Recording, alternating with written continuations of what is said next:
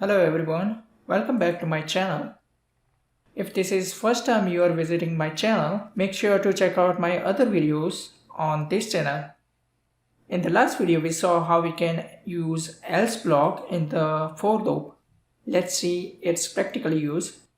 Imagine a scenario where we want to run a loop and want to see if a character exists in the given name. So let's remove all code from the previous video and create new variable, name, and assign the value Johnny to it. Now let's say I want to see if this name variable contains character O.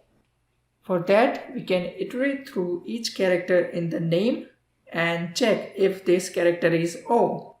If it is, we print found O. So let's create a simple for loop. We already know how to write a for loop to iterate through string. For character, in name, if character is O, print found. Here we also want to end the loop once we have found the character O in the given string. For that, we have break keyword in Python. When Python interpreter encounters break keyword, it will exit out of the loop. It's like a command telling Python to break out of the loop. Let's add it inside the if block. If we execute this, we see this message. But if this character was not there, let's say the name was Jenny, we don't print anything. So we can add else block and write print didn't find O.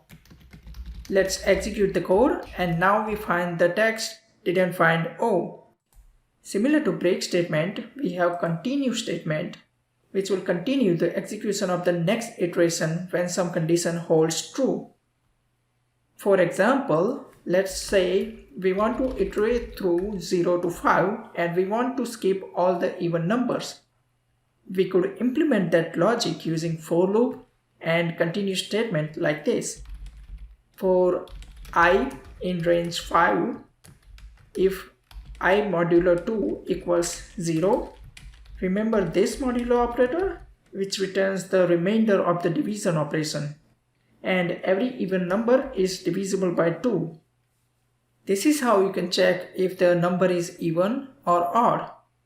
If it is even, continue, else we go to this section and print the number.